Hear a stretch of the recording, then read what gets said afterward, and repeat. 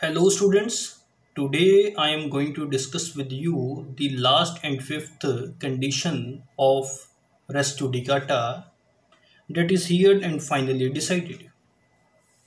Now let us start the video. The last and fifth condition for the applicability of res judicata is that the matter directly and substantially in issue in the subsequent suit must have been heard and finally decided by a court in the former suit. Okay, the matter should be heard and finally decided by a court in the former suit. Unless and until the matter had not been heard and finally decided in the former suit, that will not be the res judicata in the subsequent suit. In order that a matter may be said to have been heard and finally decided, the decision in the former suit must have been on merits. It must be decided on merits. Even though the former suit was disposed of ex parte, and how the suit is disposed of ex parte, we will discuss it in the next videos. Or the suit was dismissed for the failure to produce evidence when sufficient time was allowed by the court to the plaintiff or defendant as the case may be. So, the case must be decided on merits. It is not a matter whether the former suit was decided ex parte or whether the former suit was dismissed for the failure to produce evidence when sufficient time was allowed to do so. But it is very important. But what will be happen if the suit was dismissed on any technical ground? Then the answer is that then it will not be operative as res judicata. So what is stated in notes? But where a suit is dismissed as being premature, the court held that the suit is not maintainable at this time because this is not the proper time to file this suit as the suit is premature. So if the suit is dismissed as being premature or on the ground of a technical mistake, that means improper valuation of the suit, or for the want of a cause of action, or for the want of jurisdiction, or on the ground of limitation, or for the default of the plaintiff's appearance, or on the ground of non-joinder or misjoinder of parties, then the decision in the suit is no bar to the filing of a subsequent suit, and in this case, not any res judicata will be applicable. Now let us take an example. A was a partnership firm which was unregistered partnership firm, and A had filed a suit against B for the recovery of a certain sum of amount.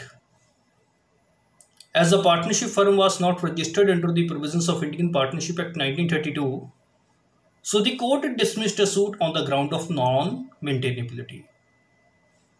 In this case, I want to stress on the point that under the Partnership Act 1932, if a partnership firm wants to file the civil suit against the other person, then it is a precondition that the partnership firm should be registered.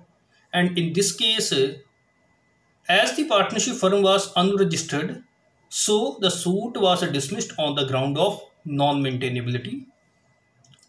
Thereafter, what the firm had done, thereafter the firm was got registered, and the subsequent suit was filed on the same cause of action.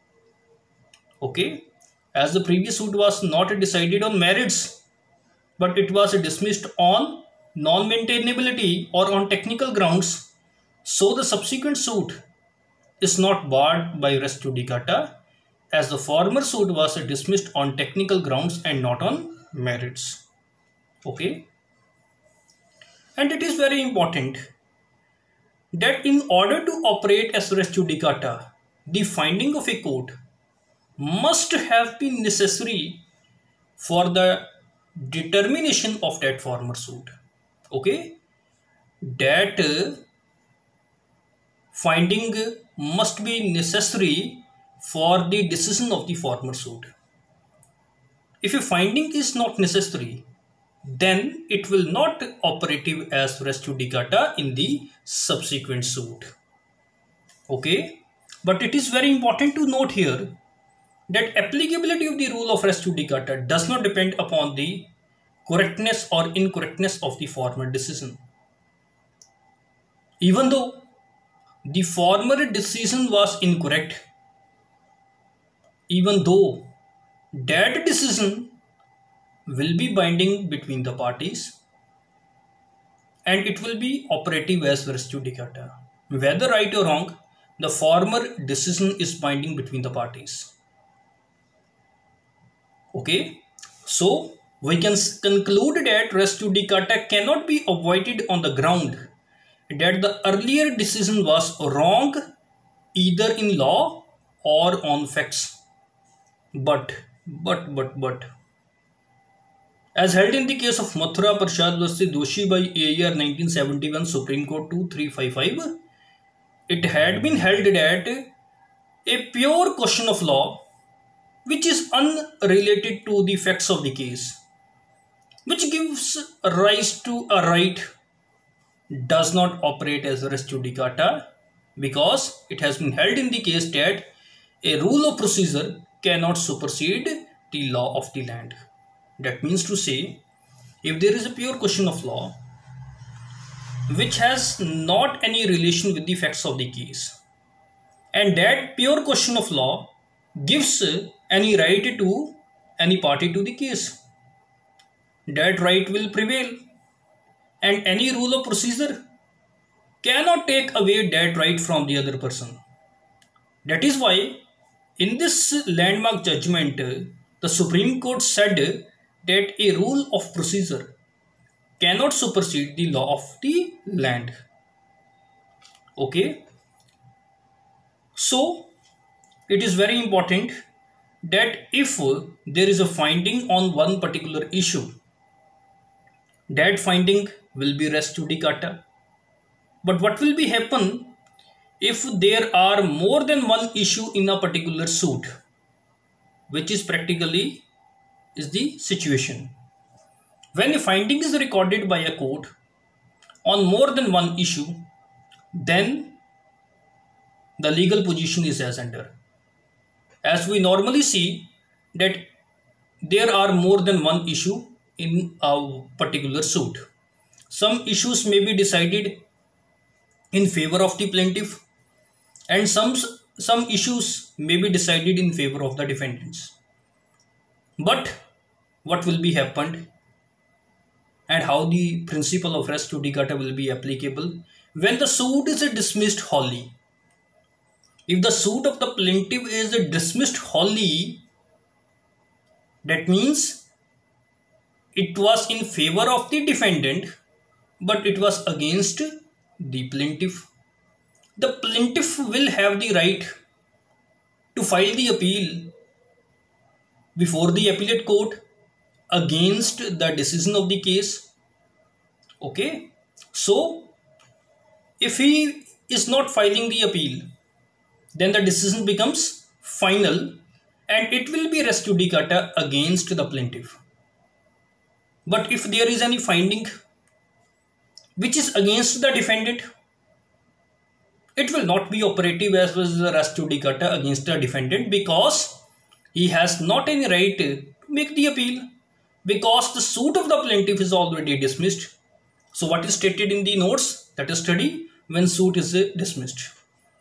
If the suit of the plaintiff is dismissed wholly, then no issue decided against the defendant can operate as res judicata against the defendant in a subsequent suit because he cannot appeal from a finding on any such issue as a decree being wholly in his favor. So it was dismissed.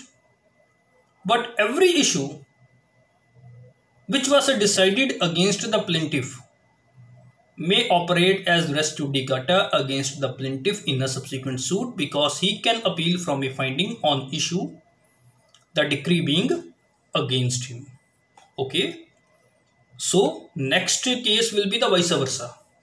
If the suit of the plaintiff is decreed, it means now the decree is in the favor of plaintiff. So if any finding is against the interest of the plaintiff,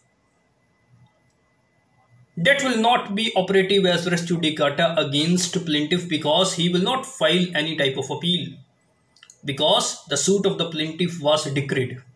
But on the other hand, as the suit is decreed against the defendant, he has a right to file the appeal.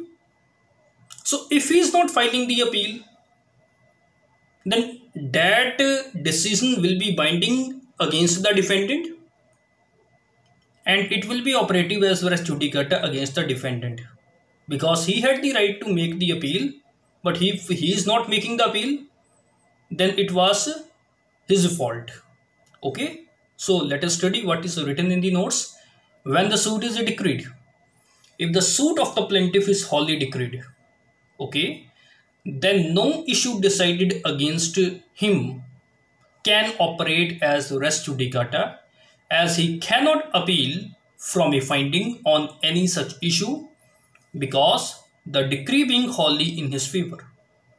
But every issue decided against a defendant is res judicata against him, as he can appeal from a finding on such issue, the decree being against him. Okay, so the third condition is when the suit is partly decreed and partly dismissed. So now both the plaintiff and defendant has the right to make the appeal. So any finding which is against the plaintiff or defendant will be binding on them and will be res judicata. So in this case, the finding on any issue decided against the plaintiff or defendant will operate as res judicata against the plaintiff or defendant respectively, as both can make appeal, in this case against a finding which was decided against the plaintiff or defendant, as the case may be. So this is something about this lecture. If any student yet not subscribed my channel, then kindly subscribe my channel and click on the bell icon, so that each and every notification of my next lectures will be available to you. Thank you very much.